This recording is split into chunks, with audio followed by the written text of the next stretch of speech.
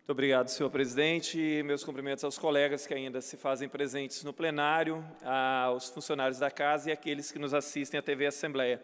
No primeiro momento, hoje, na fase das comunicações, eu falei sobre a questão da implantação a qualquer custo do projeto Escola Viva nas escolas Conde de Linhares, em Colatina, e na Escola Marita Mota, em São Mateus. Eu vou retomar para deixar claro a minha posição. Eu visitei já cerca de 130 escolas do Estado em aproximadamente 70 municípios. Várias dessas escolas estão numa situação deplorável. Algumas eu considero praticamente um crime que ali dentro ainda se deixa alunos ficar, como é o caso da Escola de Ensino Médio de Atílio Viváqua. Sem contar uma série de outras escolas que têm uma situação que já passou da hora de muito tempo de reforma. Aliás, algumas não é caso de reforma, é caso de demolir e construir novas escolas. Essa mesma escola lá de Atílio Viváqua, por exemplo, o polivalente de Marataízes, o polivalente aqui da Praia do Suá, os dois polivalentes de Linhares e várias outras escolas que precisariam ser construídas novas, que não tem mais nem como reformar. E várias outras precisam de reformas, estrutura, infraestrutura, e são essas respostas que a comunidade escolar espera. Então o governo pôs na cabeça que um projeto vitrine vai salvar a educação, que tudo o que importa é essa coisa chamada Escola Viva. Então, é o tempo inteiro propaganda nos jornais, na televisão. Só uma página de jornal que o governo faz propaganda no domingo custa R$92 mil. As inserções em finais de semana da Escola Viva na televisão custam uma fortuna. E isso para um governo que diz que está quebrado, que não tem dinheiro nenhum para dar um centavo sequer de reposição salarial a professores ou ao restante dos funcionários públicos. Isso é incompreensível. E a propaganda da Escola Viva, me pergunto, ela serve para melhorar a educação em quê? Em absolutamente nada. E as escolas estão muito decadentes, e o professor altamente desestimulado, porque hoje está ruim para ele e ele não sabe quando vai ficar bom. Então o governo não deu nem um centavo de reposição, e qual é a possibilidade de que ano que vem haverá a reposição da inflação, pelo menos? Ou o abono, que também não vai ser pago nesse final de ano. Então, dentro das escolas, para além da questão salarial, é a questão da infraestrutura, que inexiste praticamente. Então, eu vou pegar o caso lá de Linhares, e de São Mateus e de Colatina, onde pretende se instalar em duas escolas que têm uma boa estrutura, que já estão prontas. Então, aquilo que eu me pergunto, por que o governo, por exemplo, em Colatina, antes de pensar de implantar a Escola Viva no Conde de Linhares, que tem uma boa estrutura, por que ele não vai primeiro reformar o polivalente chamado Geraldo Vargas, que passou da hora de ser reformado? Então, reforma, amplia. Bom, agora nós podemos aqui implantar, então, no Conde de Linhares, 200, 300 alunos vão poder ir para outra escola, mas uma escola boa, confortável também, e não qualquer escola. A mesma coisa se dá em São Mateus. Então, é lamentável que o governo insista em um projeto claramente um projeto que se chama, na educação, de um projeto de vitrine. E agora, existe uma coisa que está preocupando a comunidade escolar ainda mais. A Secretaria de Educação, deputado Gildevão Senhor, que é líder do governo, poderia nos auxiliar nisso. A Secretaria de Educação já enviou ordem para várias escolas não fazer matrícula do EJA no ano que vem e nem do primeiro ano do ensino noturno. Ora, será que o secretário de Educação ele desconhece que a partir do ano que vem passa a entrar em vigor a Emenda Constitucional 59/2009, que, entre outras coisas, torna obrigatório o ensino de 4 a 17 anos.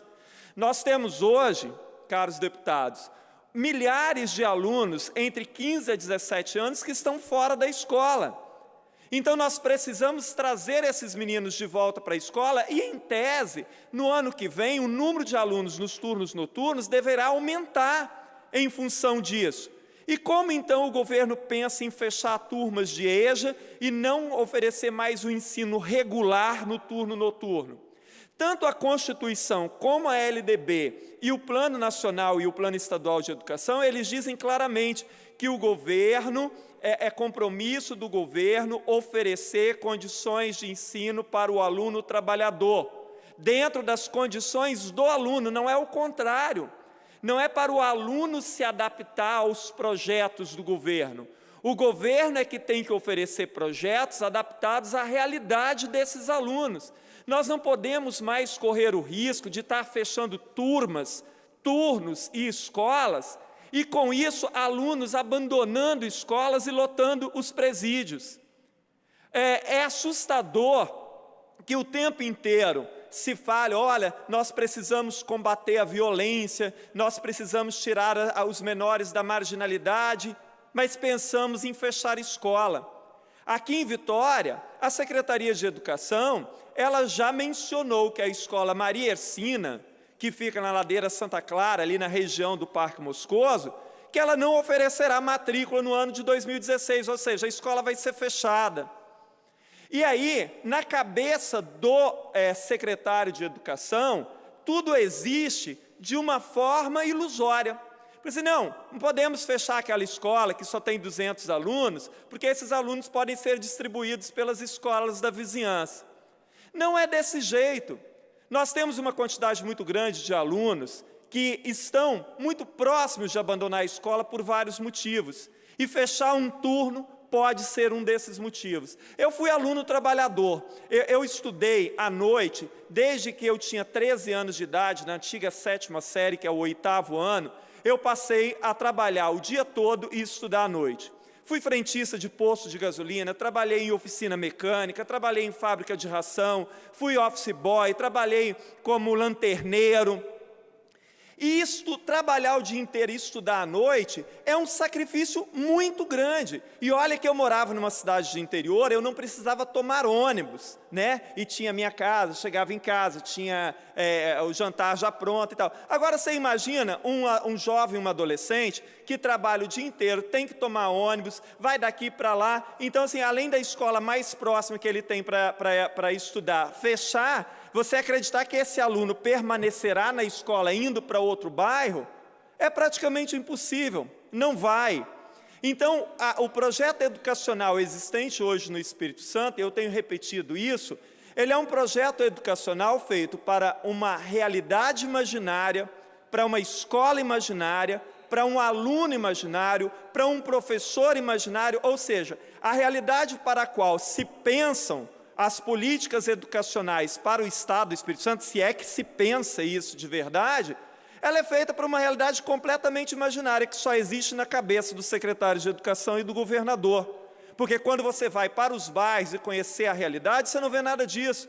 Então, se o governo pretende fechar turnos, turmas e escolas, antes de qualquer coisa, deputada Eliana, a Secretaria de Educação teria que fazer, junto com o Ministério Público, com entidades de pais e de alunos, um amplo diagnóstico para ter certeza absoluta de que esses alunos realmente vão se mudar para outra escola, que eles vão ser matriculados em outra escola. E isso não está sendo feito, é feita a revelia de qualquer participação.